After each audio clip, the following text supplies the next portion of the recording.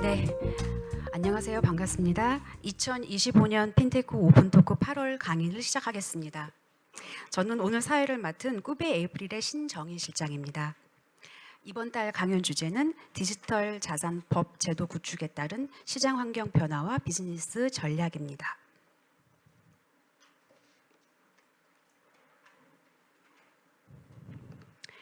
네, 핀테크 오픈토크 행사는 서울특별시가 여의도 금융중심지에서 금융 전문 인력 양성을 목표로 매월 1회 디지털 금융 분야 최신 기술 동향과 트렌드를 정기적으로 업데이트하기 위해 핀테크 기업, 금융기관, 학계 등 핀테크 전문가들의 인사이트를 공유하는 행사입니다. 행사를 진행하는 꾸베 에이프릴은 2021년부터 스타트업의 해외 진출을 도와드리는 컨설팅 에이전시로 시작하여 스타트업 분야의 다양한 컨퍼런스, 네트워킹 등을 기획 운영하고 있습니다. 8월 강의를 진행해 주실 정유신 연사님 소개해 드리겠습니다. 정유신 연사님은 현재 AI 디지털 경제 금융 포럼 회장님을 영입 중이시고 서강대학교 경영대학 교수로 계십니다. 또한 이전에 한국 핀테크 지원센터장 이사장 겸 센터장을 지내셨고요. 이전에 한국 벤처투자 대표이사 그리고 SC은행 부회장 등도 지내셨습니다. 그럼 이제 연사님 무대로 모시겠습니다. 박수로 맞이해 주세요. 네, 안녕하세요. 덥죠? 안 더우신가요? 또 뵀네. 유튜브로 송출이 된다 그래가지고 원래 이제 시간 제약이 잘 안 되는데 오늘 제목이 디지털 자산법 제도 구축에 따른 시장 환경 변화 비즈니스 전략인데요. 아까 우리 소개해 주는 분이 사회자분께서 어떤 얘기 주셨지만 뭐 이런 쪽에서 이제 인사이트 얘기를 하셔서 좀 부담은 되지만 그냥 이렇게 좀 넘기면서 이게 어떤 의미를 좀 가질 수 있는지 같이 한번 공유하는 시간 갖도록 하겠습니다. 그러니까 이제 지금 디지털 자산이라고 이제 얘기하는 게 좀 일반화되기 시작했고 아시지만은 뭐 암호화폐로 시작해서 경제학자 논쟁이 있어가지고 무슨 화폐냐 가격이 막 바뀌는데 그래가지고 이제 암호 자산으로 됐다가 그다음에 이제 온라인상에서 움직이는 건 실체가 없으니까 이제 가상자산으로 썼죠. 그래서 작년도에 이제 발효가 되기 시작한 7월달에 이제 가상자산 이용자 보호에 관한 법도 가상자산이에요, 그죠?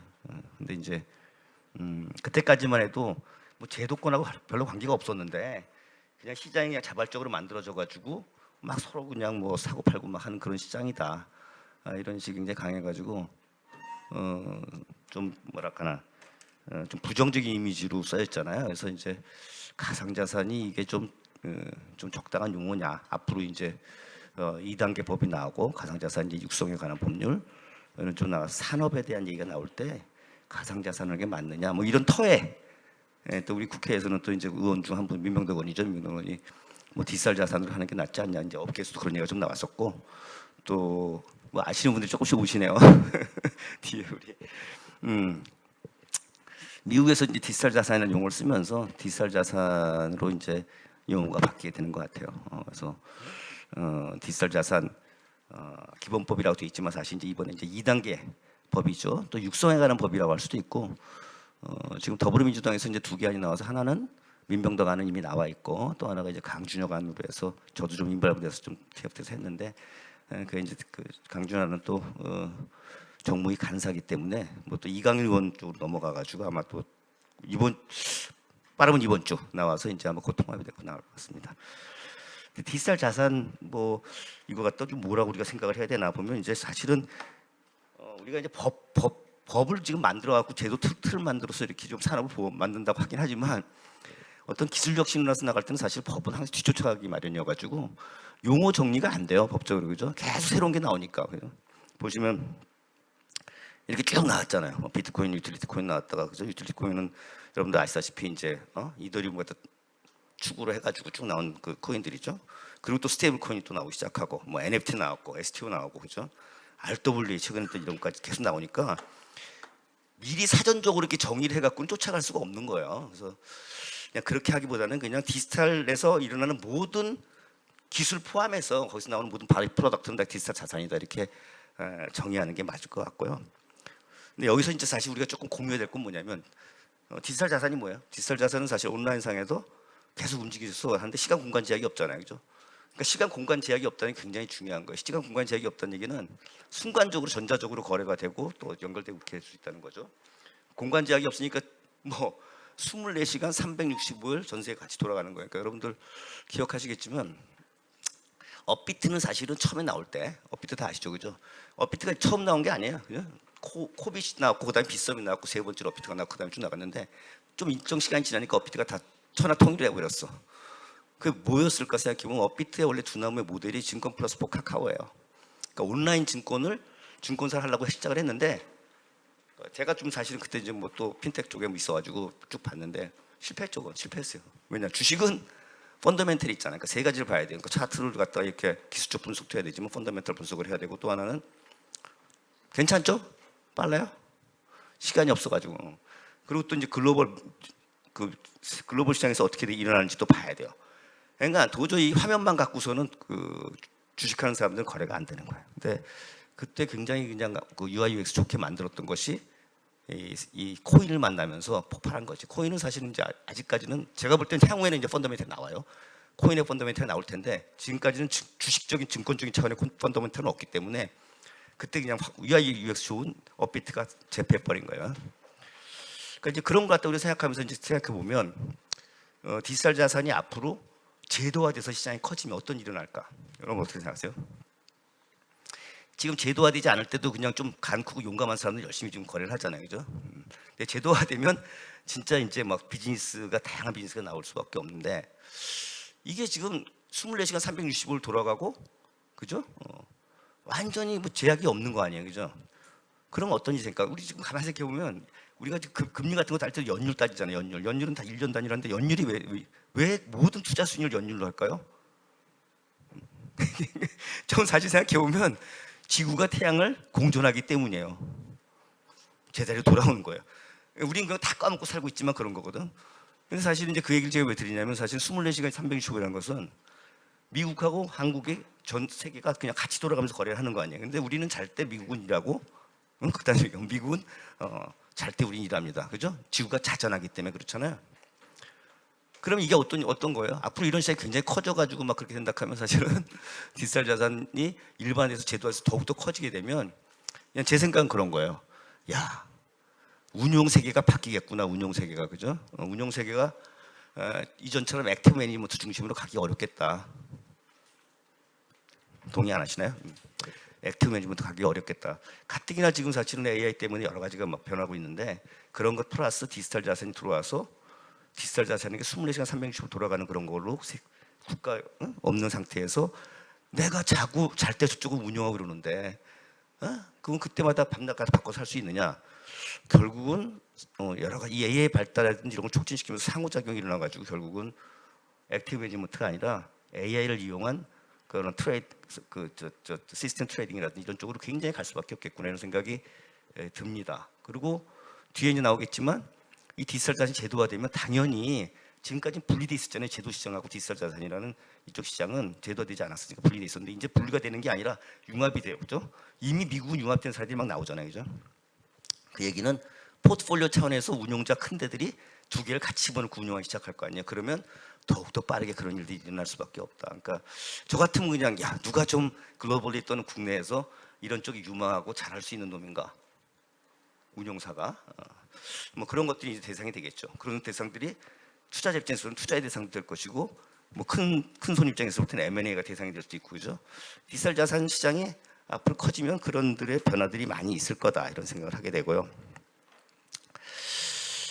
찬반 인식이 나왔던 이유는 아주 뭐 똑똑한 경제학자조차도 막 왔다 갔다 하잖아요, 그죠?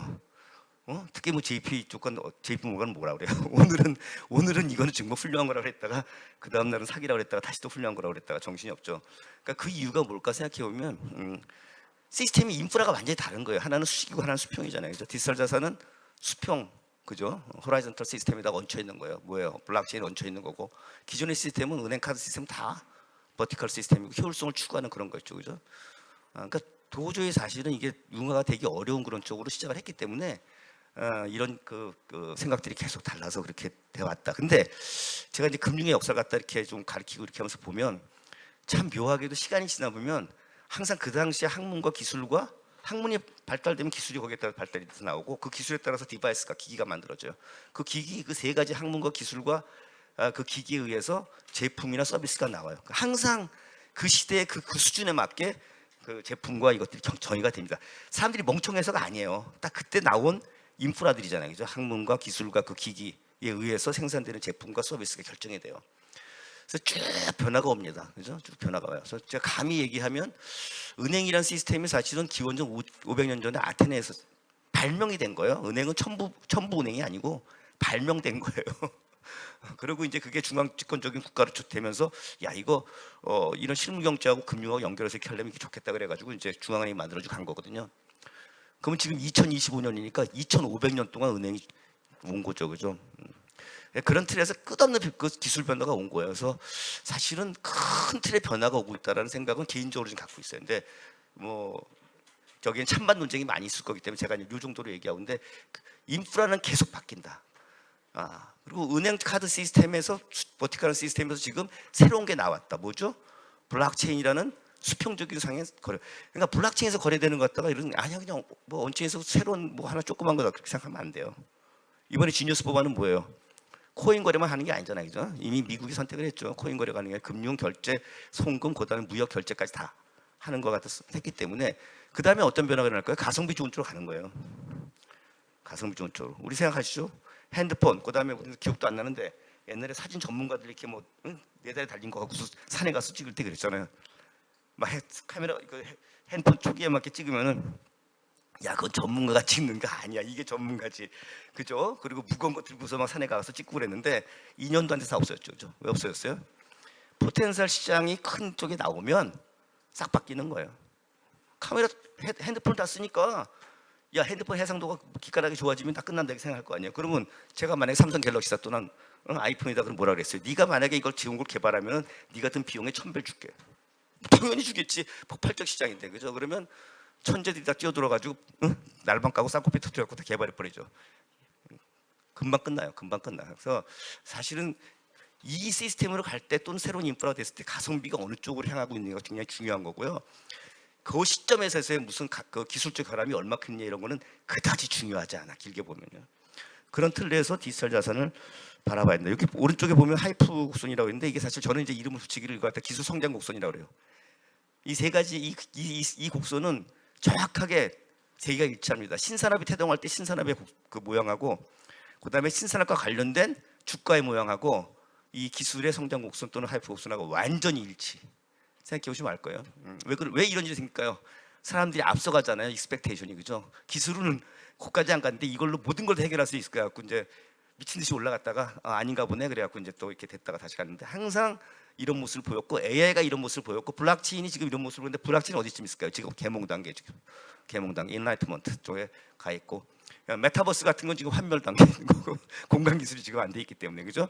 IoT 기술도 지금 잠수. 저는 큰 틀에서 볼 때 기술이 AI에서 블록체인에서 IoT로 간다고 생각하는 사람이에요.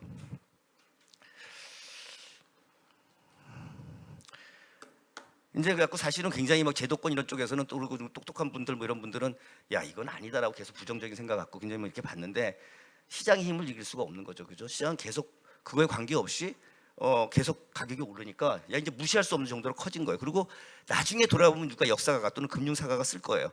여기에 결정적인 이벤트를 매긴 것이 어떤 걸까? 그러니까 이 디지털 자산, 가상자산 시장이 제도권 들어오게 된 결정적인 역사적 사건은 무엇일까? 사람마다 틀릴 수 있지만 저는 러시아 우크라이나 전쟁이라고 생각합니다. 러시아 우크라이나 전쟁이 터졌을 때 미국이 한 행동은 뭐냐면 야 푸틴아 그러지 마라 제발. 그런데 안 듣잖아요. 그러니까 결국은 이제 스위프트라는 미국이 주도하는 국제 은행 통신 시스템이었어요. 미국 주도로 사실 모든 걸 하고 있는데 이따가 얘기를 해서 야 러시아 은행을 다 축출해라. 축출했어요, 그죠? 그러면 이제 러시아 국민들이 미치잖아요. 돈이 돌질 않으니까. 그럼 푸틴한테 뭐 하야 압력하고 막 크렘린강 앞에서 뭐 데모하고 그러면 끝날 줄 알았는데 돌아갔죠, 그죠? 힘들지만 돌아갔어요. 왜 돌아갔어요? 은행 없는 지갑 상태로 다 송금하고 다 결제했기 때문에 끝난 거예요. 그죠? 그래서 현실적으로 인정할 수밖에 없는 게 된 거예요. 역사적 사건이에요. 그래서 재작년에 이제 바이든이 있을 때 3월달에 행정명령을 내리죠.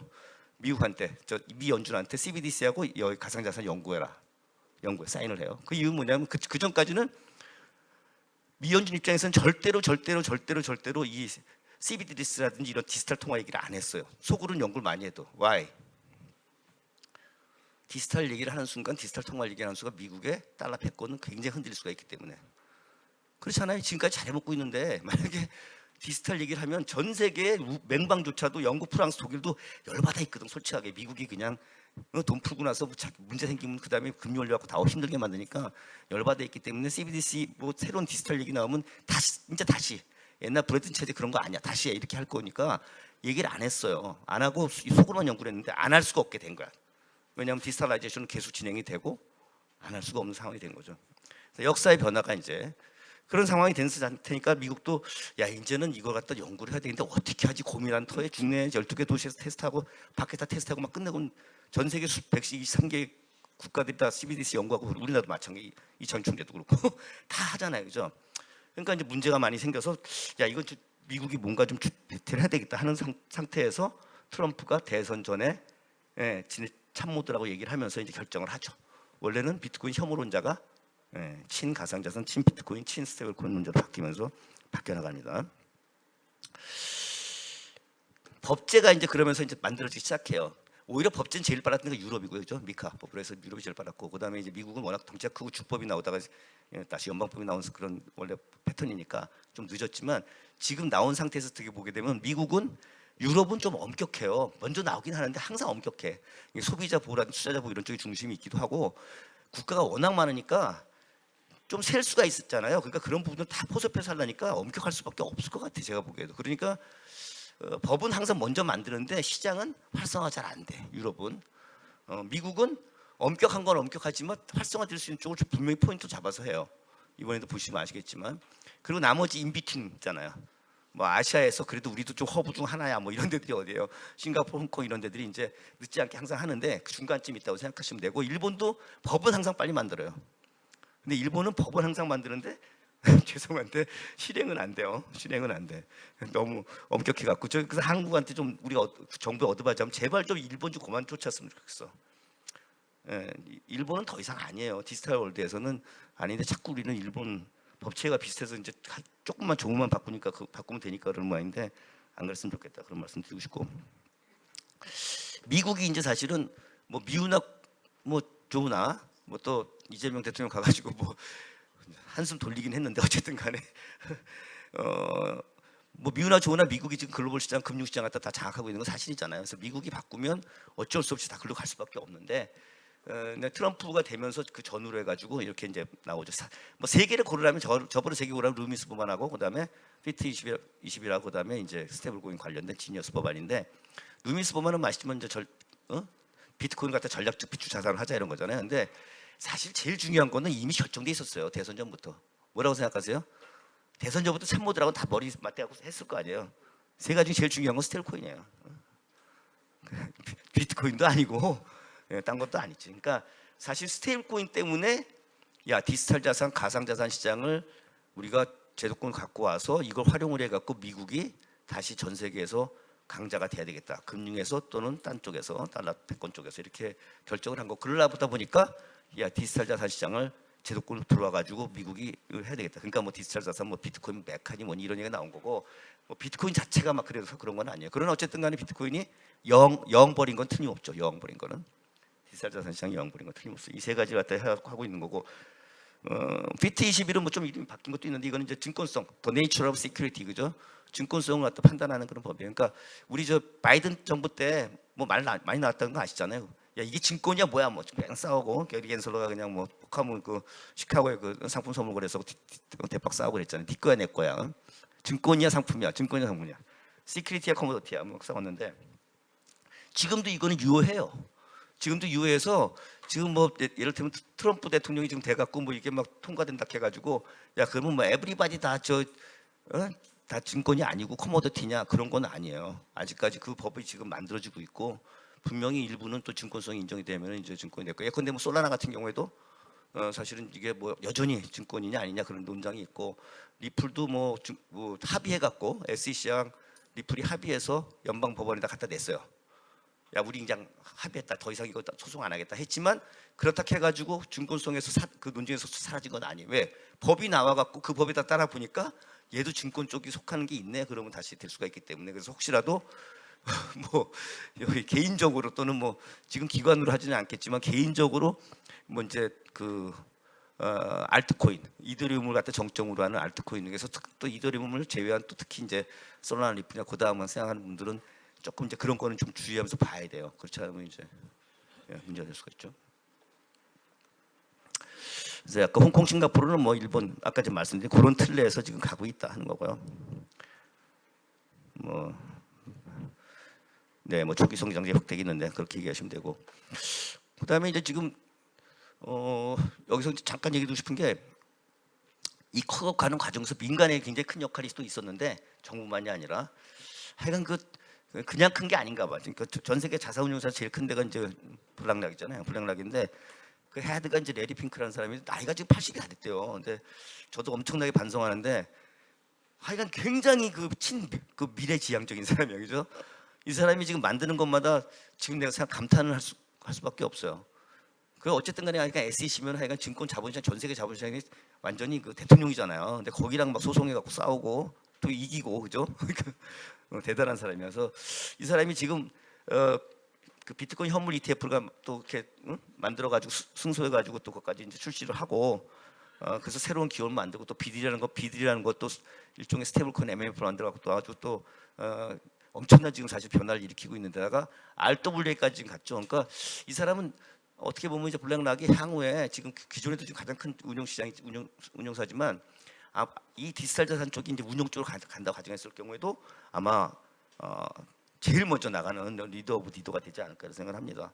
특히 이제 그 중에 이제 RW로 해갖고 이제 뭐 엄청나게 커질 거라고 지금 스테이블코인이 향후 한 5, 6년 동안에 컨설팅 회사들은 컨설팅에도 계셨지만 저도 약간 관련된 데 있었지만 뻥이 심해가지고 5, 6년 안에 100배가 는데 스테이블코인 발행이 그래서 진짜 그거 좀 심하다는 생각이 드는데 더 골 때리는 거는 이 RW는 1000배야 1000배 맞습니까? 도대체 그게 말이 되나? 근데 하여간 엄청나게 빠르게 성장한다 이 얘기를 하고 싶은 거겠죠. 그 RW가 뭐예요? 이게 이제 리스크 쪽에서 하는 그 RW 리스크 뭐 그 웨이티드 그게 아니고 리얼 월드 에셋이죠. 그래서 그냥 실물 자산이에요. 전 세계에 흩어져 있는 그냥 실물 자산. 이게 뭔가 이게 RW 시장이 뭐예요? RW 갖다가 토큰화해서 하겠다는 거죠. 그러니까 토큰 RW 시장이라고 다양한 용어가 있는데 제가 여러분들 그냥 쉽게 이해할 수 있도록 얘기 드릴게요. 금융의 역사를 보면 처음에 우리가 처음부터 중앙은행에 있었던 건 아니지만 중앙은행이 있었다고 가정하면 그게 본원통화잖아. 그게 M0예요. 그다음에 은행 계열이 M1, M2야. 그죠? M2까지는 은행이 저기 하는 시장이에요. M3가 뭐예요? 자본시장이겠지. 자본시장이 확대되면서 상태인 게 M3예요. M4 뭐예요? 그냥 이때부터 정유신의 정이야. 그 파생 상품이 들어오면서 구조 상품이 들어오면서 들어온 거예요. 그게 M4예요. M5가 뭐예요? 이것도 정유신 정이에요. 디지털 자산이에요. 그러니까 화폐가 처음에 발명돼 가지고 이렇게 조개껍데기부터 시작해서 이렇게 은금 왔다가 이제 신용 사회로 닿지만 점점 발달되는 과정에서 제도를 만들어 갖고 이제 은행에서 중앙은행에서 은행의 통제 범위 내에 있다가 자본시장으로 커지고 자본시장에서 파생으로 한 방 더 뛰고 파생에서 지금 디지털 자산으로 뛰는 거예요. 기술의 발달에 의해서 그죠? 그 과정 가만히 보시면 점점 은행이 중앙은행이 통제할 수 있는 게 어려워져요. 언제부터 어려워질까요? M4부터. M3까지 그런 대로 돼. M4부터 어려워져. 파생에서 커지 뭐 파생 다 여기 아시는 분들 아시죠? ELS, LW가라 뭐 여러 가지가 있지만 구조 상품이 단순 파생부터 복잡 파생 다 있잖아요. 거기에 이제 결정적으로 터진 게 뭐예요? 리만이잖아요, 리만. 그죠? 프라임, 서프라임 리만 사태고 이게 이제 그때부터 사실 은행의 그런 그 저기 중앙의 이런 통제에서는 어려워진다. 디지털은 더 어려워질 수가 있는 거죠. 그러니까 제가 볼 때는 이제는 인프라가 새로운 게 나와야 돼.라고는 개인적으로 생각하는 거예요. 그리고 수직적인 인프라에서 지금 수평적인 인프라로 가는 거죠, 그죠? 그렇다고 해서 수평으로 전부 가는 건 아니에요. 뭐예요? 하이브리드. 그 과정에서 제가 설명을 드릴게요.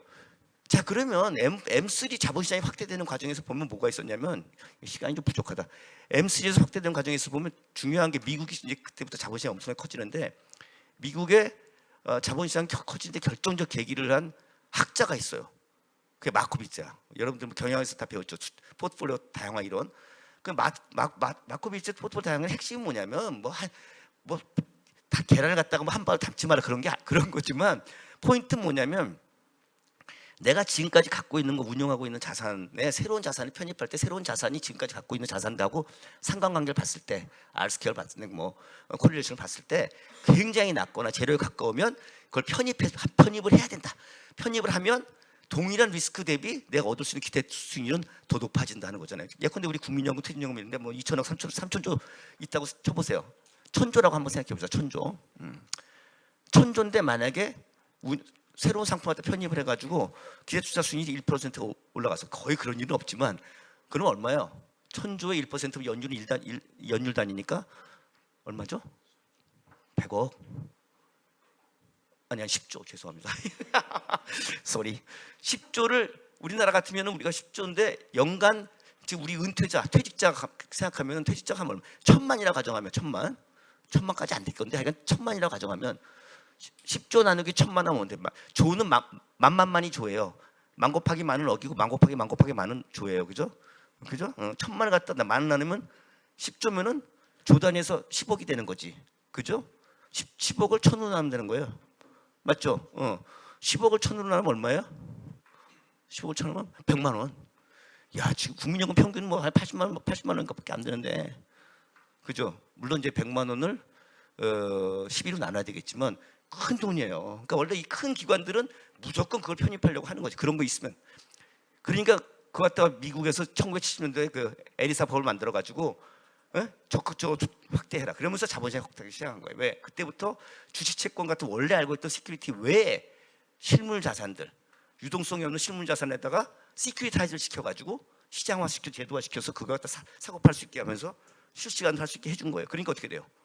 빵빵빵빵 커진 거지. 그죠? 그러면서 대체 투자가 일어나기 시작하면서 커진 거예요. 부동산도 들어오고 헤지펀드 들어오고 벤처 들어오고 다 들어온 거예요. 그죠? 그 전제는 계산해 보니까 상관계가 낮아. 이거 편입하면 더 수익이 높아진다. 라는 전제에서 커진 거예요. 그죠? 자, 그런 각도에서 제가 볼게요. 그러면 지금 RW가 뭐냐? 지금 그렇게 커왔는데 리얼월드 에셋은.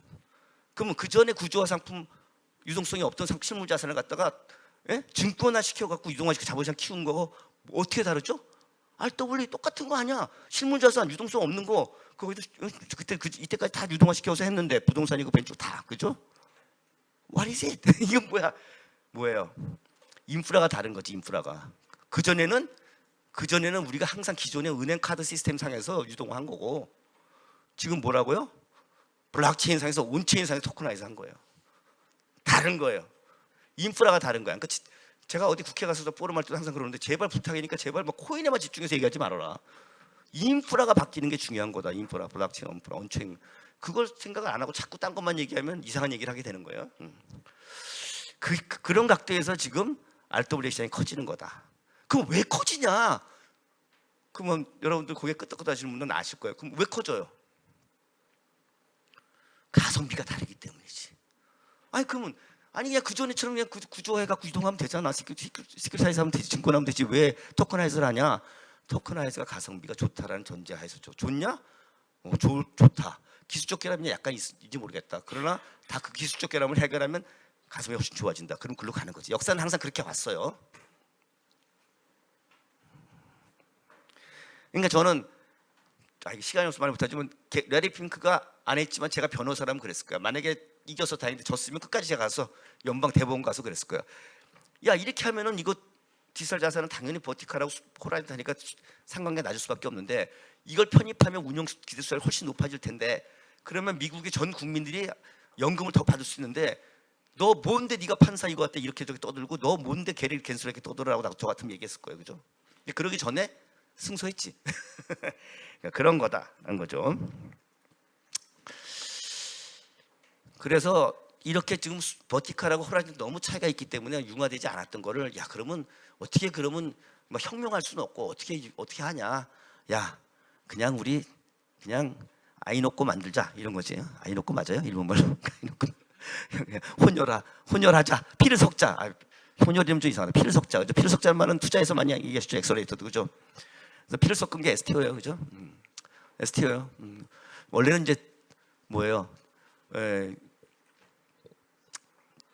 증권형 토큰인데 글로벌 시장에서 우리나라는 그냥 또 대륙법이기 때문에 빡센 걸 좋아했고 정확한 걸 이건 증권이야 토큰 증권 뭐 이렇게 해서 약간 이제 개념적 법적으로는 좀 차이가 있지만 개념적으로는 마찬가지예요. 그래서 제가 확장되는 그런 금융 상품의 모습을 보였는데 이게 지금은 좀 찰떡궁합이라고 제가 표현했지만 찰떡인지는 이제 지나봐야 알고 융합해 갖고 이게 버티컬과 이 호라이즌탈이 만나 갖고 새로운 상품 만들어서 그런 도중에 하다 보면 마켓 프랙티스가 생기죠, 그죠? 그러면서 서로 이해하고 되면서 갈 텐데 지금 이제 그런 게 우리나라 같으면 이미 해외는 엄청나게 나왔고 우리나라 이제 3대 법이 있어요. 우리나라 지금 3대 법 나중에 말씀드리는데 지금 뭐 이렇게 미국 뭐 지금 미국가라 좀 큰 금융 쪽에 좀 선진적인 데는 굉장히 빨리 가고 있고 우리나라는 좀 아쉽게도 지금 뭐 사실 20대 국회에서 이제 윤창현 그 민병단 나왔을 때 제가 사회도 봤지만 그때 끝냈어야 되는데 못 하고 정쟁 때문에 그 다음에 또 계엄 때문에 못 하고 뭐 이렇게 한 3년을 좀 낭비했어요. 지금 그런 가운데서 이제 굉장히 그 글로벌 시장에서는 이게 제도화 되는 그런 움직임이 빨라지고 글로벌 시장은 법제보다 시장의 어떤 그런 민간 쪽에서의 제도 변화가 훨씬 빨라요. 그죠? 그래서 아까도 말씀드렸지만 이런 이제 뭐 상호투자 이건 여러 사람들이 했지만 뭐 레리 핑크 말 나왔으니까 레리 핑크 예를 들면은 아까 현물 그 ETF 비트코인 또는 이더리움 현물 ETF 앞으로 또 다른 게 나오겠지만 그걸 자세히 보시면 어떤 거예요? 현물 ETF 뭐죠? ETF는 익스체인지 트레이드 펀드니까 펀드는 펀드인데 운용한 거를 익스체인지가 어디서 뭐야? 스탁 익스체인지 말하는 거죠. 익스체인지는 증권거래에서 말하는 거예요. 증권거래에서 거래되는 펀드예요. 그러니까 상장된 펀드란 얘기죠. 미국은 뻑하면 펀드를 써. 근데 굉장히 좋은 방법인 것 같아요. 그러니까 신상품들은 법이 안 만들었는데 그거 하려면 굉장히 힘들잖아요. 근데 그냥 뭐 문제만 없다 하면 그냥 비상장이든 뭐든 거기다 내가 책임지고 펀드에 집어넣고 상장시켜서 한다는데 뭔 말이 맞냐? 그 규제 샌드박스보다 훨씬 좋아. 제가 보기에는 규제 샌드박스보다 훨씬 좋아. 규제 샌드박스는 제가 거기 관여했던 사람으로서 말은 많이 안 하겠습니다만 하여간 여러 가지 이슈가 있어요. 그래서 그렇고 자세히 들여다보시면 현물 ETF는 뭐예요? ETF는 증권 원래 전통적인 증권 그 시장에서 있는 사람들이 사는 거잖아요. 사고 파는 거잖아요. 근데 그 비트코인 만약에 비트코인 현물 ETF 또는 이더리움 현물 ETF 현물 ETF 비트코인 사는 거잖아요. 펀드가 사는 거야. 그러면 결국 뭐예요? 돈이 전통적인 증권거래에서 그에서 매매하는 사람들의 돈이 어디로 가요? 비트코인으로 또는 이더리움 즉 가상자산 시장으로 가는 거죠. 그죠? 그리고 한편 또 레리 핑크가 만든 게 또 비들이랬다 그랬죠. 이제 작년 5월달에 만든 비들은 뭐예요? 빌드가 아니고 비들인데 비들은 사실은 MMF 머니마켓 펀드 같은 그런 형태인데 스테이블 코인 일종에 그래서 스테이블 코인 하면 담보가 있었잖아요. 담보 있을 거 갖다가 예컨대 국채를 미국 국채를 갖다가 당국 국채를 사가지고 거기다 집어넣으니까 결국 이거는 어떤 거냐? 가상자산 거래하려고 원래 이제 스테이블 코인을 갖다가 사는 거니까 가상자산 사람들이 가상자산 스테이블 코인을 샀는데 그 스테이블 코인이 담보로 국채를 사는 거니까 결국 돈이 어디로 가는 거예요? 가상자산 시장에서 전통적인 시장이 채권 시장으로 가는 거예요. 그래서 상호 이미 왔다 갔다가 시작이 됐다. 상호 왔다 갔다 시작이 되면 어떻게 돼요? 그 다음에 굉장히 다양한 상품이 나온다는 게 벌써 이제 전주곡이 시작이 된 거예요. 이게 시작이 미국은 벌써 이제 그렇게 가고 있다 하는 거고. 그래서 이제 큰 이런 일들이 왜 이렇게 뭐 빨리 일어나고 있나 보면 이제 여러 가지가 있지만 이제 블록체인이 아까 제가 말했던 하이퍼 구조에서 나름대로 기술적으로 뭐 죽어라고 발버둥 쳐갖고 개선이 되는 거예요. 개선이 되는 거예요. 그래서 이제 뭐 이제 개몽 단계는 이제 올라온 것도 있고 뭐 특히 이제 이더리움 계열에서 이제 뭐 레이어 2로 해가지고 상당히 이제 속도를 높이려고 많이 노력을 하잖아요. 그런 게 있는가 하면은 또 하나는 아이러니하지만 기술적으로 기업적으로는 서로 제도적으로 반대 있는 것 같은 이 버티컬과 이 호라이즌탈의 만남이 시작이 돼요. AI가 지원을 하기 시작해. 냉정해 보면 완벽한 무분별의 호라이즌탈 수평은 비트코인 하나예요. 그때 우리가 말하는 완벽한 무분별의 수평이란 뭐냐면 손때를 안 탄 거, 사람이 하나도 안 들어간 거, 그죠? 그죠? 사람이 하나도 안 들어간 거, 그것만. 나머지 이더리움부터 모든 나머지 다른 알트는 알트가 뜻이 뭐예요? 크든 적든 손때를 탄 거. 사람이 있어, 가버넌스가 있어. 가버넌스가 있는 거예요, 알트는, 그죠? 작든 크든. 그게 이제 가버넌스가 왜 브릿지로 연결돼 갖고 브릿지를 공격하잖아요, 해커들이. 그러니까 알트는 해킹 당할 우려가 없지 않죠. 솔라나 같은 건 이 점 다 크고, 그러니까 효율성을 추구할수록 그냥 그렇게 커지는 거고, 비트는 없어. 비트는 그러니까 그런 상태에서 이제 있는데 결국은 사실은 버티컬하고 호라이즌탈이 어떻게 만나 그랬지만 이미 만나고 있었던 거죠. 사실 냉정하게 보면 그렇잖아요. 이미 만나고 있었는데, 그러니까 그런 것들이 적극적으로 들어오는 거예요. 야, 그럼 내가 좀 더 돕게 AI가, 그렇지? 더 높여줄게. 이더리움의 레이어 2 같은 데서 야, 내가 AI가 집어넣었고 좀 더 빠르게 해줄게. 용량도 많게 해줄게. 그런 것들이 나옵니다. 그게 사실 이제 제가 표현하기로는 AI와 블록체인의 만남인데, 저는 사실 이게 앱 3.0이라고 생각해. 사람마다 앱 3.0인데 생각하는 게 다른데 저는 이게 앱 3.0이라고 생각해요. 그래서 앞으로 어떤 시대 금융시장의 발전 방향을 보면 디지털라이제이션을 무조건 가는 거고, 그 다음에 그래서 버티컬에서 호라이즌까지 지금 만나게 되는 거고, 그죠? 만나게 되고, 그 다음에 공간이 생기기 시작해. 이때까지 2D인데 메타버스가 그래서 지금 개판이 됐지만 기술적으로 공간 기술이 발달이 안 됐어요. 그러니까 지금 막 그거 뭐야 아까 스펙트럼 만발. 근데 기술 못 쫓아가. 그러면 와씨 환멸 이건데 다시 올라와요. 왜? 공간이 결국 다 들어올 거다. 공간 빅데이터가 앞으로 만들어지고 다 올 거다라는 개인적으로 생각을 하고 있습니다. 그러나 그러니까 여러분들은 이런 거에서 뭐예요? 임플리케이션이 있다면 야 그때가 언제냐? 내가 언제 사고 언제 들어가야 돼? 뭐 그렇게 생각하시면 돼요. 계속 빠르게 바뀐다 그게. 그리고 대상 자산 자체가 금융상품에서 디지털로 바뀌었죠, 그죠? 두 번째는 제가 이를 쓰는 표현인데 디지털이 드디어 이제 글로벌라이제이션이 시작됐다. 그럼 디지털이 글로벌이 무슨 소리야? 원래 글로벌 아니었어? 아니었어요. 이때까지 냉정하게 하면 디지털라이제이션은 시간 공간 제약이 없는데도 불구하고 글로벌라이제이션이 아니었고 다 각각 국가에서 국내에서만 돌았어. 그죠? 우리 업에 계신 분들은 남성태 대표님 아시죠? 국내에서만 놀았어. 왜? 로컬 표준이 다 틀려. 특히 뭐가 틀려? 결제 표준이 다 틀려. 그러니까 연결될 수가 없었던 거예요. 근데 드디어 이제 그게 발달되기 시작합니다. 왜? 기술이 뚫고 나가기 시작해요. 기술이 뚫고 나가기 시작해요. 저는 지금 스테이블 코인이 그거에 완전한 이정표라고 생각해요. 그러니까 스테이블 코인을 뭐라고 바라보느냐 하는데 드디어 디지털이 글로벌라이제이션이 시작되는 모멘텀이 시작이 됐다. 누구 때문에? 스테이블 코인 때문에. Why? 기존의 은행 카드 시스템에서는 그게 안 돼요. 너무 공고하게 돼 있어. 근데 온체인으로 가면 그게 없어져. 그죠? 없어지고 이걸 통해서 온체인은 어디서 힘을 발휘해요? 인터내셔널에서, 글로벌에서. 국내에서는 블록체인 별로 힘 발휘할 수가 없어요. 원체에서 발휘. 글로벌에서 발휘하기 시작해요. 스테이블 코인 나오면서 드디어 디지털을 활용해서 글로벌이 본격화된다. 그러면 더 이상 이제 야 우리는 글로벌 필요 없어요. 국내에서만 금융할게라는 게 안 통해요. 안 통합니다. 그러니까 뭐 여기 총재 뭐 이렇게 말하시는 분들이 있는데 no way. 역사에 대한 이해가 없는 거야. 제가 볼 때는 전혀 이해가 없어. 세 번째는 아까 제가 말씀드렸죠. 뭐 이건 나중에 보시면 돼요.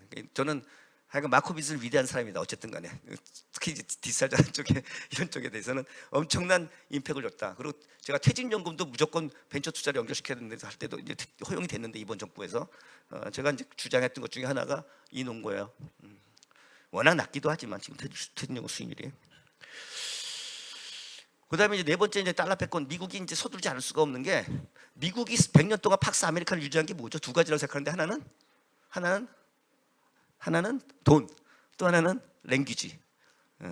랭귀지예요. 근데 사실 랭귀지부터 얘기하면 재밌어. 구글이 다 때려잡아 갖고 모든 것을 그죠? 선사 이후에 모든 데이터를 다 집어넣어서 문자를 집어넣어 갖고 지금 언어를 갖다 다 언어 장벽 없애려고 하잖아요. 지금 이제 앞으로는 이건 다 내가 한국말 하면 제가 영어로 듣고 중국말로 다 듣게 되는데 야 이게 뭘까? 저는 사실은 야 이렇게 하면 랭귀지별 하나님이 바벨탑 해갖고 그냥 다 인간 혀를 갖다 나눠봤는 성경 이렇게 나오지만 그게 없어지는 거잖아요. 근데 이게 임플리케이션이 뭐냐? 미국의 패권에 대해서는 미국이 패권을 유지했던 한 축이 무너지는 거예요. 어떻게 생각하십니까? 랭귀지 영어로만 쓰고 이랬던 것들이 무너지는 거예요. 그럴 필요가 없는 거야. 그럼 두 번째 축이 뭐예요? 돈, 달러 패권이잖아요.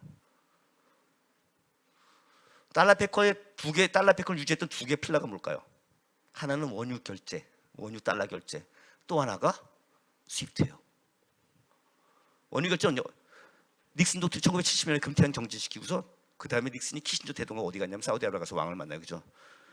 야, 내가 달러 갖다 이제 신용 달러 해갖고 달러 패권 유지해야 되는데, 야, 너 나랑 내고하자, 계약하자. 너 달러 원유 결제 무조건 달러로 하면 내가 네 원유 전세에 가는 거 다 지켜줄게. 미국만 있어, 한국만 우리만 많아. 내가 페르시아만에다 5개 해놓고, 저 말레카 해협도 다 지키고 있을 거고 걱정하지 마. 오케이. 왜? 원유가 하루만 없으면 우린 다 죽어요. 전쟁 무슨 전쟁이야? 전기가 안 돌아가는데 그죠? 깜깜한데 그죠? 우린 까먹고 있지만 에너지는 무지막지한 거거든. 그래서 원유 결제를 위해서 달러를 비축하니까 그게 국제 기축통화가 되는 거고 외환보유고가 무조건 달러 갖고 있는 거예요. 우리는 다 환경이 그냥 항상 일상 돌아가면 다 까먹고 있잖아요, 그죠? 두 번째 필란 뭐예요? 스위프트 뭐 미국 주도라 했죠 아까. A에서 B 국가로 갔다 우리가 뭐 송금을 하거나 그다음에 또 무역을 할 때 스위프트 통해서 가게 해놨어, 그죠? 근데 그 사이에 뭐가 있어요? 커리스펀던트 뱅크가 있어요. 중간은행이 있어, 중간은행이. A, B 국가는 국제 결제력이 없는 통화기 때문에 그냥 바로 안 바꿔지잖아요. 스위프트로 갈 때. 그러니까 야 그거 법으로 강제한 건 아닌데 달러를 갖고 바꿔. 그러니까 A에서 스위프트 갈 때 달러, 스위프트에서 B로 갈 때 달러. 항상적 수요로서 달러가 존재하는 거죠, 그죠? 달러 패권이 유지될 수밖에 없잖아요. 그리고 2, 3일 묵지, 이자 다 따먹지 글로벌 뱅크들이, 그죠? 그 대신에 수수료 왕창 받지. 여러 개 기관 거치니까 6, 7%, 그죠? 블록체인으로 하면은 1시간이면 끝나고 길어도 수수료도 1%도 안 되지. 그러니까 가성비가 다른 거예요. 그러면 그러니까 미국이 고민했을 거야. 내가 이제 스위프트를 엄청나게 많이 해먹었는데 이게 이 중국이 막 전부 다 스위프트. 그럼 CBDC하면 어떻게 되는 거? CBDC끼리 붙이면 끝난 거잖아. 거기 스위프트가 왜 필요해? 그럼 전부 다 전 세계가 CBDC에서 이렇게 하기 시작하면 어떻게 되는 거야? 끝나는 거지. 달러 패권은 끝나는 거예요. 안 그래요? 그러니까 트럼프가 되자마자 깡패잖아요. 야 바이든은 점잖게 하자면 안. 야 CBDC 금지. 논의 자체도 금지. 그잖아요. 그리고 야 근데 디지털라이제이션 가는 거는 누구도 막을 수 없잖아, 그죠? 누구도 못 막아. 야 그럼 가야 되는데 이거 어떡하냐? 그랬더니 한 놈이 있다가 그랬겠지 뭐. 카카 아마 걔가 배세타니까 싶어. 재무장관. 달러 토지 스테이블코인이 있습니다. 그게 또 98%, 99%입니다. 전부 달러예요. 그래? 그런 거야? 그렇습니다. 왜 딴 놈들은 왜 안 하냐? 아 중국이 하면 좋은데요. 중국은 시진핑 되자마자 거래소 다 폐쇄했어요. 걔네들은 제일 무서워하는 게 기술을 막 발달시킬 텐데 금융은 약해갖고 돈 나가는 거는 막지 못하니까 블록체인은 지금 돈 나갈 수 있는데 안 된다 그래갖고 다 거래소 폐쇄했기 때문에 얘네들은 절대로 당분간 위안화 스테이블코인 못 만들어요. 요번에 홍콩에서 한다 그랬지만 절대로 본토도 못 만든다. 맞아요. 그러니까 우리 맘 놓고 한 5, 6년 동안 해먹으면은 전 세계를 갖다가 달러 스테이블코인을 지배할 수 있어요. 그래? 맞냐? 딴 놈으로 그럴 것 같습니다. 그래? 그거는 이런 논의는 초당적이에요. 민주당, 공화당 없어. 초당적이야. 한번 보세요. 뭐 트럼프가 뭐 지하들 시켜서 별거 다 해먹고 다 그래도 다 초당적으로 다 통과하잖아요. 원래 같으면 어쩔 또 얄짤없어. 근데 초당적이야. 왜? 너무너무 중요한 이슈거든. 달러 패권이, 그죠? 달러 패권 안 되면 끝나는 거지 뭐 미국. 끝나는 거야. 그렇게 생각하시지 않는 분도 있지만 그래요. 그래요. 그래서 사실 그런 상태에서 스테이블코인 갖다 미국은 잡을 수밖에 없었던 거고, 스테이블코인 때문에 야 그럼 어떻게 해야 돼? 디지털 자산 우리가 메카해야 되고 뭐 해야 되고, 야 그래? 그러면 여왕 버린 비트코인을 전략적 비트코인 자산을 하고 다 하자, 이렇게 된 거죠. 근데 어쨌든 그게 중심이 굉장히 빠른 속도로 가고 있고, 7월 달에 지금 아시다시피 상하원 다 통과했고 서명했고, 트럼프가 뭐요? 지니어스법 그런 식으로 가고 있어가지고 전 세계가 지금 또 이거 어떻게 되는 거야? 이거 원화 스테이블코인 발행해야 돼, 안 돼? 발행하는 게 맞네. 야 발행 누가 해? 야 어떤 요건이야? 또 난리법석 떨고 있잖아요 지금. 그러니까 이제 그런 상태로 아이고 시간 잘 간다. 그래서 가고 있고요. 그러니까 이 두 가지 이유 때문에 달러 패권하고 또 하나 뭐예요? 작년도에 미국의 그 국채 이자가 국방비를 초과했어. 이거는 1940년대 이후 80년 만에 처음이래. 그러니까 우리 이게 막 안 나오지만 언론에 무지무지하게 심각하게 생각하고 있는 거예요. 무지무지하게 심각하게 생각하는 거예요. 그래서 이거를 낮추지 않으면 안 된다. 더군다나 딴 나라가 다 이제 팔잖아 달러를. 미국 국채를 막 팔거든. 그러니까 그럼 어떤 일이 생길지 알 수 없잖아요. 그러니까 이건 해야 된다. 그러니까 전 세계적으로 지금 굉장히 빠른 속도로 가고 있고, 굉장히 빠른 속도로 갈 수밖에 없다라는 걸 이제 이게 되면 뭐예요? 미국이 금융의 중심이기 때문에 나가기 시작하면 금융이 그렇게 바뀌게 되고, 그런 틀에서 모든 제도가 바뀌게 되고 가요. 하이브리드로 갈 것이고, 뭐 많은 회사들이 이미 이제 전통 회사들도 막 들어와서 난리법석 떨고, 그죠?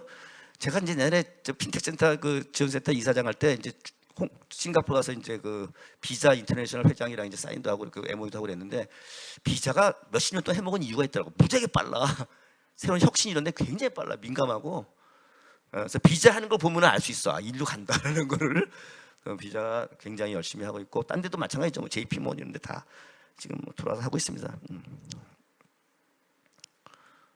뭐 은행뿐만이 아니라 뭐 증권, 보험 다 움직이고 있고요. 우리나라도 이제 뭐 아까 제가 이제 비트코인 현물 ETF 구조였고 비들 얘기했죠. 두 가지 양쪽 상호 융합하는 그런 상품이라 했고, 스테이블코인도 뭐 이미 뭐 누가 여기서 뭐 사례가 많이야. 그래서 굉장히 많다 얘기 드렸고요. 우리나라 이제 법제 들어와서 아이고 그 3대 법이 지금 예정돼 있는데 하나가 이제 했던 게 이제 저 STO법 하려다가 ST법 하려다가 이제 토큰증권법 하려다가 그렇게 됐는데 사실상 뭐 다 여야 간에 그 지금 갭이 없어요. 그리고 이제 2단계법, 1단계는 이용자 보호에 관한 법은 작년도 이제 7월달에 발효됐고 2단계법이 지금 민명단 나왔고 강준현의 이강에 나가서 이번 주나 뭐 빠르면 나와서 만들어져 갖고 그게 나왔고 또 안덕을 의원이 또 지금 다 더민인데 불행인지 행인지가 그 지금 또 그 스테이블코인 법안 해가지고 가고 있어요. 근데 이 세 가지가 나와서 디지털 생태가 좀 만들어지는 건데 지금 굉장히 빨리 하려고는 해요. 근데 아마 빨라도 왜냐하면 이게 만들고 손질하고 또 막 가서 가야 되기 때문에 정부 입법으로 안 할 거예요. 빨리 가려니까 아마 의원 입법으로 갈 거고 그렇지만 정부에서 다듬어 갖고 주겠죠. 정부에서 금융에서 다듬어 줄 거고 그러면 제 기대는 뭐 10월 얘기하는데 빨리면 연말 그리고 이게 지금 법책에 2단계 법 같은 거 보면 제가 관여했지만 260개 돼요. 조문이. 그러면 되게 큰 법이야. 큰 법이면은 이거 오래 걸려요. 검토하고. 왜냐면 시행령 달아야 되고 또 감독원이 또 감독 규정 달아야 돼. 그러면 이게 이제 보통 이제 법하고 나서 할 때까지 보통 그 무지하게 빠르면 6개월까지 뭐 하고 나서 발효할 수 있다는데 어림도 없고 제가 보기엔 9월 내지 한 1년 걸릴 거예요. 그러면 내년 말 발효. 금년 말에 이제 한번 초안만 그러니까 통과시키고 나서 발효는 그렇게 되고 뭐 여러분들 혹시 관심 있으면 뭐 스테이블코인 같은 거 이제 뭐 발행사 결정하는 거 이런 거는 이제 인정부처 시스템 같은 갖춘 데도 뭐 이렇게 하고 내 갖고 6개월 그러면 실질적으로 스테이블코인을 발행하는 사가 결정이 되고 나오는 거는 2027년 하반기.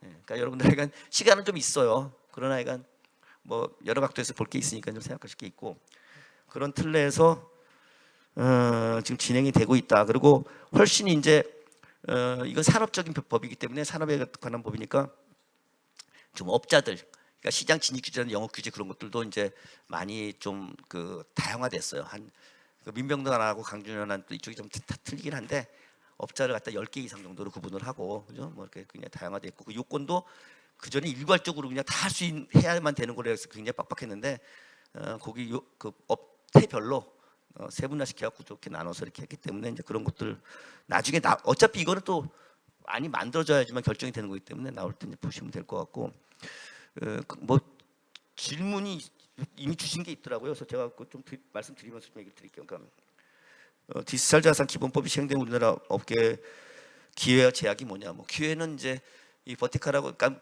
제도화되면 시장이 커져요. 그러니까 제도화가 되기 전에는 되게 간 큰 사람들이 하시죠. 간작은 분들 잘 못해 그죠? 근데 제도화되면 간작은 분들 다 참여해. 그러니까 결국 뭐예요? 시장이 커져. 굉장히 커지고요. 그다음에 이제 이게 아까도 벌써 이미 그 글로벌리 사례들이 나왔잖아요. 사례들이 융합 사례들이 나왔기 때문에 굉장히 다양한 상품들이 융합 상품이 나올 거다. 융합 상품이 나오게 되면 더욱더 큰 기관들이 많이 들어올 거다. 이미 이제 그 기관들 법인에 가는 것 같아 금리가 이제 뭐 단계적으로 이렇게 해놓긴 했는데 그게 더 빨라질 것이고 저는 좀 잘못된 게 수탁 같은 거 들어오려면 사실 금융기관이 들어왔는데 금융기관 맨 마지막에 들어오겠는데 그건 아마 바꿔야 될 거예요. 그렇게 돼 있고 해외 쪽 같은 경우에 보면 이미 이제 아시지만 뭐 트레저리 기업들이 들어오기 시작했고 그다음에 기관 투자가 이제 레리핑 뭐 저 이런 데들이 막 들어오기 시작해서 이미 이제 이 시장이 좀 제도화된 쪽이 글로벌 시장에서는 시작이 됐어요. 그러니까 그 기관화되는 시장이 시작이 됐기 때문에 굉장히 빠르게 갈 거다. 그러니까 우리도 주식시장 옛날 생각해 보면 옛날에는 그냥 주식시장 개인적 시장에서 마바라 시장이 나꺼져 있었지만 나중에 펄라는 개념 들으면서 이렇게 기관화가 되잖아요. 그렇게 해서 기관화가 이미 시작됐기 때문에 바뀔 거고 그게 바뀌면 제가 볼 때는 지금은 펀더멘털이 없다고 하지만 코인 나름의 펀더멘털이 있어요. 왜 없어요? 수요 공급 요인이 있는데 증권 회사가 아니기 때문에 임직원이 노력해서 그렇게 만든다는 그런 주가적인 개념은 아니지만 다른 개념이 있어요. 나오게 될 거예요. 왜? 그래야 또 기관들이 들어오면서 로직을 만들어 들어올 수 있는 게 돼. 왜? 기관은 감사받으니까. 그래서 이제 그런 기회들이 굉장히 열리고 제약은 뭐냐면 아까 말씀드린 시간적인 제약이 좀 있어요. 걸려. 암만 빨리 해도 뭐 지금 규정이 커서 뭐 감독은 뭐 이런 거 다 들어온다니 말씀드렸고 투자자 보호는 뭐 어떠냐 하는데 그 아무래도 이게 이제 증권법 우리나라 자본시장법하고 이제 뭐 전자증권법 같다 많이 이렇게 벤치마킹했기 때문에 보면 좀 그 위험성이 있는 것 대비로 보면은 제 생각 개인적 생각으로 위험성이 있는 것 대비로 보면 더 유연해요. 좀 더 많이 줬어. 혁신이라는 그런 관점에서 그걸 좀 줬어요. 그래서 투자자 보호 측면에서 볼 때는 좀 빡세게 하긴 했는데 이런 점에서 거의 비슷한데 이제 증권 같은 경우는 집단 소송이 있잖아요. 여기는 집단 소송 대상이 안 돼. 증권 집단 소송 법이라는 거 있는데 거기에 증권만 돼 있어. 나중에 또 거기에 증권 등으로 바꾼 다음에 거기에 또 들어갈지 모르겠지만 그러기엔 쉽지 않을 거고, 그래서 그런 대상이 아니란 참을 했을 때는 이제 뭐 투자 보호가 조금 약하다 할 수 있지만 전체적인 틀은 굉장히 엄격하게 만들었다고 말씀드릴 수 있을 것 같고요. 뭐 뒤에 이렇게 질문들이 더 있는데 질문 제가 또 보면 대답을 쭉쭉쭉 드리면서 질문하실 분들이 있으면 생각했다가 질문 그냥 주세요. 표준화가 가속화되는 현실에서 전자금융의 경쟁력을 어떻게? 아니, 이게 제가 볼 때 이래요. 이때까지 한국은 항상 패스트 팔로우 한다 그랬는데 제가 볼 때 그 시대는 아니에요. 그래서 그건 좀 생각을 재고를 해봐야 된다. 그러니까 AI가 시작된 다음부터는 굉장히 빨라졌어요. 그래서 앞으로는 글로벌리 같이 가야지. 그리고 또 한국이 후진국이 아니잖아요. 이미 선진국에 들어갔는데 같이 가야지. 남들 하는 거 보고 나서 하겠다는 제 태도는 좀 이제 고쳐야 될 것 같아요. 절대 안 된다. 패스트 팔로우. 왜냐하면 제조 쪽에서 조사도 보면 제조도 메모리에서 비메모리 갈 때 못 쫓아갔어요. 쫓아갔습니까? 한국이 못 쫓아갔죠. 그다음에 지금 AI도 사실은 하드웨어에서 소프트웨어로 갔어요. 금년 초에 딥시크 발표됐잖아요. 딥시크는 고성능 저비용이잖아요. 고성능 저비용은 사실은 이미 하드웨어 엔비디아 H100, 100 같은 거 사가지고 하겠다는 게 아니라 사실은 알고리즘을 바꾼 거예요. 알안에서 알고리즘이 강화되면서 할 수 있는 쪽으로 바뀌었거든요. 한국 쫓아갔냐? 전혀 못 쫓아왔어. 그래서 패스트 팔로우 안 돼요.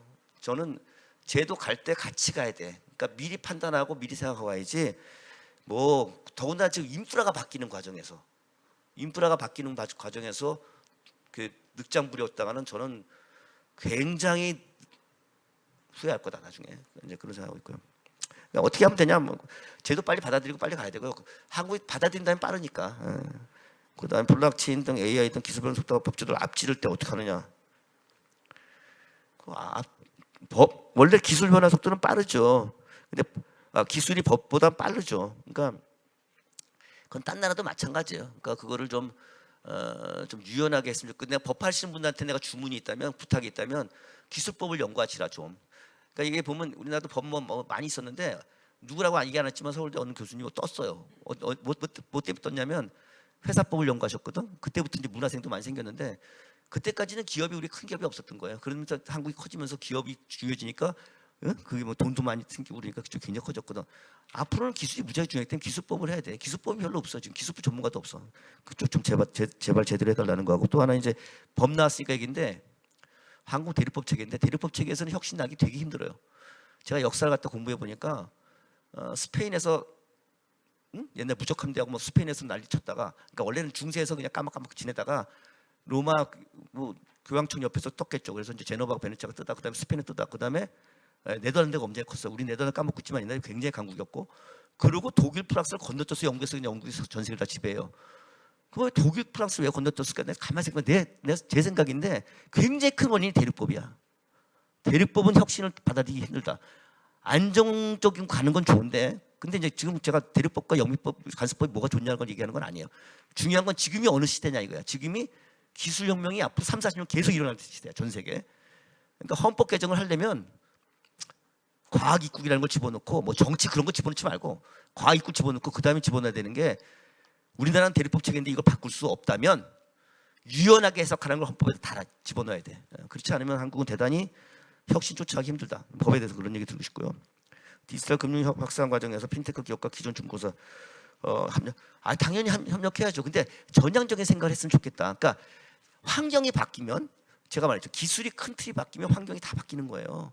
생각해 보세요. 우버하고 에어비앤비 옛날에 그 대동강 강물 팔아먹은 봉이 기술사 똑같은 거야. 그렇잖아요. 내가 이거 하려니까 다 줘야 되잖아. 이런 핸드폰을. 근데 핸드폰을 다 누구나 다 사는 거지, 통신하려고. 근데 그게 시장이 됐잖아. 그러니까 그런 새로운 비즈니스가 나왔잖아요. 그런 것처럼 큰 틀의 기술 변화가 생겨서 인프라가 바뀔 때는 적극적으로 뛰어들어야 돼요. 그리고 그걸 활용을 해야지, 기존 인프라가 있는데 새로운 게 왔는데 이건 위험하다, 그러니까 너 들어오지 마는 건 흥선대원군이에요. 그게 매국적인 행위입니다. 디지털 자산 시대를 준비하기 위해서 개인이 준비해야 될 중요한 바탕. 글쎄요, 뭐 그 개인이 준비해야 되는 거는 뭐 공부도 좀 열심히 하셔야 되는데, 제가 이제 증권 쪽에도 오래 있었기 때문에 이제 말씀드리면 좀 애널리스트가 지금 이때까지는 상장사만 했잖아요, 그죠? 근데 전부 바뀌어야 될 것 같아. 그리고 그래야지만 그런 자료가 많이 나고 공부도 되면서 똑똑해지는데 이 비상장 애널리스트가 있어요. 근데 그거를 증권 시장에서 바라보면 비상장 애널리스트지만 VC 입장에서 바라보면 벤처 산업을 보면 그건 심사역이에요. 그러니까 제가 모태 사장했기 때문에 알아요. 그래서 이 두 개가 결합되는데 거기 하나 더 중요한 게 디지털 산업이 너무 중요하다. 앞으로 전부 디지털화되기 때문에 디지털 자체 산업도 중요하지만 디지털 통해서 다른 사람과 융합이 굉장히 중요하기 때문에 이쪽에 이제 그 하는 역할이 좀 필요하고 그런 쪽에 사실은 이제 애널리스트가 필요하다. 그리고 그런 과정 자연스럽게 이 디지털 자산들이 있잖아요. 비트코인 가라고 쭉 있잖아요. 그런 것들에 대해서 분석할 수 있는 것들 갖다가 할 수 있는 게 나오면 이런 쪽에 공부도 되고 굉장히 또 시장도 성숙된 시장으로 빨리 가지 않을까. 그리고 제가 이번에 6월 말에 이제 그 로빈후드가 미국의 그 주식하고 ETF 포함 200여 개 갖다가 토커나이즈 해가지고 그죠? 파생 상품화해서 기초자산 같은 토커나이즈 해가지고 유럽에다가 풀었잖아요. 이게 뭐 어떤 의미인가? 주식은 전자주구로 거래되고 있기 때문에 굉장히 뭐 이때까지 갈 만큼 간 거다 효율적으로 생각했지만 아니었던 거죠. 여전히 24시간 365일 거래가 공간적 시간적 제약이 있었던 거예요. 그냥 풀어버린 거예요. 그또 오픈 AI하고 스페이스X가 공식적으로 왜 나랑 합의 안 했다고 띵띵거렸지만 아니 내가 사가지고 그 구조화했는데 네가 뭐라고 떠들어 할 말 없는 거죠 사실은 그죠? 미국의 이제 SEC 그 담당자가 뭐 문제 없다 이렇게 얘기를 해줬고 근데 이것이 갖고 있는 임플리케이션이 뭘까? 어떤 거예요? 증권이 디지털 자산처럼 드디어 24시간 360일 돌아가긴 구조로 바뀌었다. 왜 그렇게 됐어요? 온체인 때문에 그렇게 된 거지. 다른 인프라에서 된 거예요. 그죠? 다른 인프라에서 된 거야. 두 번째는 뭐예요? 오픈 AI하고 지금 스페이스X 끌고 왔잖아요. 뭐예요? 비상장사잖아. 비상장사를 끌고 와서 토커나이즈 해버려. 그 문제 있나요? 무슨 내가 토커나이즈 한데. 그건 뭐예요? 이때까지는 비상장사 좀 잘 될 수 있는 예비 유니콘에 괜찮은 놈들은 엄청나게 돈 많이 가진 놈이나 VC나 이렇게 투자할 수 있었지 개인은 안 됐는데 이걸 개인 영역에다 풀어버린 거잖아요. 앞으로 어떤 일이 날까요? 제가 옛날에 손병두 저 거래소 이사장 그 전이구나. 이때 내가 그런 얘기를 했어요. 앞으로 디지털이 더 심하게 지면 상장 비상장 구분이 없어진다. 없어지지 당연히 그죠? 이것의 임플리케이션은 뭐냐면 로빈후드의 이번에 그 토커나이즈는 사실은 시간 공간 제약을 없앴고 상장 비상장 구분을 없앤 거예요. 그러니까 주식이 똑같이 디지털 자산처럼 거래될 거라는 걸 암시하는 거예요. 그죠?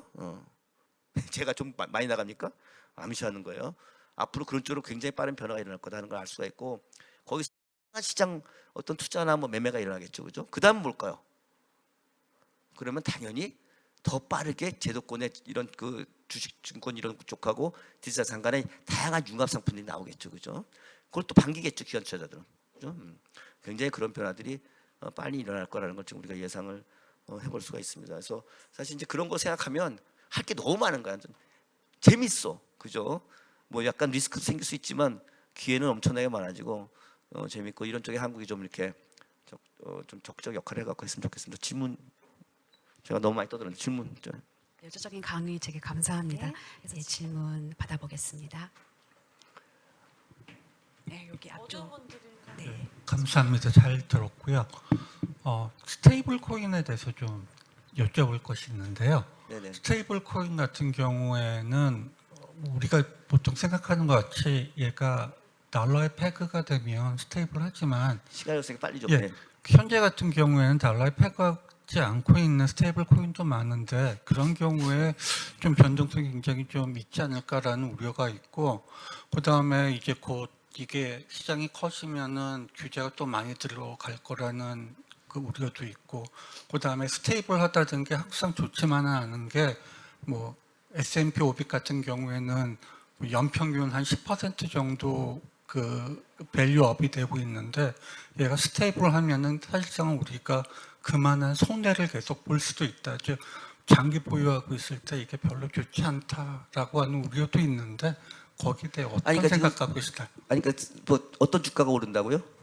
S&P 500 같은 경우에 평균적으로 한 매년 한 10% 정도가 오르는 걸로 네, 네. 되어 있는데요. 그거 스테이블 코인하고 무슨 관계예요? 근데 스테이블 코인을 계속 갖고 있고 얘가 달러에 페그가 된다고 하면 사실 투자자 입장에서는 10% 정도 손해를 보고 있지 않는가라는 생각을 할 수도 잠깐만요. 있습니다. 제가 그냥 시간이 없으니까. 그 스테이블 코인은 투자 대상이 아니에요. 우선 그 투자 대상이 아니고 제가 칼럼 썼을 때 많은 분이 혼동하는데 스테이블 코인은 투자 대상이 아니에요. 그러니까 스테이블 코인 갖다 발행하는 회사를 투자할 수 있어도 스테이블 코인 자체는 투자 대상이 아니고, 그러니까 이제 그거는 이제 아까 말씀하신 건 맞고요. 그러니까 뭐 리스크가 생길 수도 있죠. 이렇게 근데 왜 그런 플렉시빌리티를 주느냐? 나름대로 좀 더 유연하게 하기 위해서 그런 거고요. 만약에 리스크 있다면 그거는 이제 뭐 또 다른 식의 제어를 하겠죠. 그러니까 그거보다는 오히려 스테이블 코인 갖다 원화 스테이블 코인 갖다 지금 발행하는데 제일 지금 제가 이제 뭐 9월 달에만 한 3번 정도 어디 가서 또 발표를 하고 뭐 사를 봐야 되는데, 지금 핵심은 원화 스테이블 코인 한국에서 발행하는데 이게 활용성이 있느냐 없느냐. 왜냐하면 지금 통화주권 뭐 달러 스테이블 코인다 싹싹 하면 안 되니까 국내에서, 해외에서 하는 거는 관계없고 어차피 없었으니까 원화가. 이제 그게 이제 중요한 요소인데 사실 그 할 말이 많은데 시간이 없어요. 나중에 제가 꼭 오늘 만족도 조사에 참여 꼭 부탁드립니다. 감사합니다.